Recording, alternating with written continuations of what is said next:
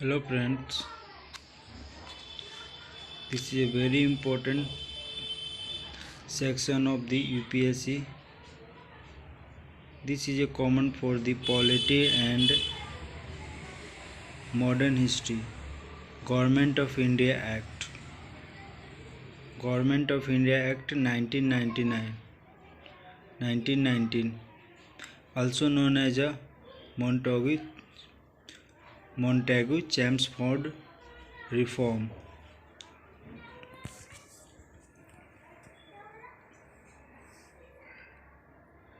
British declared the act is the introduction of responsible government of India. What do you mean by introduction of responsible government of India? Here there are many sections. First, provincial subject. Second, budget. Provision for establishment of Public Service Commission. Office of High Commissioner of India was set up in London, and legislature. First discuss provincial subject and its division. There are two parts. First is reserve subject, second is a transfer subject. Reserve subject administered by the governor along with his executive council, not responsible to the legislative council. Transfer subject administered by governor with aid of minister, and minister are responsible for to the legislative council. Second, this is a very important point. Central and provincial legislative were authorized to make law on their respective subject. This system is popularly known as a diarchy. This diarchy was firstly introduced in the Act 1919.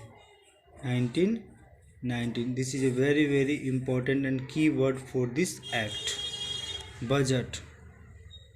Provincial budget were separated from the central budget. What do you mean by the provincial budget and the central budget? I hope you know about the provincial budget and central budget.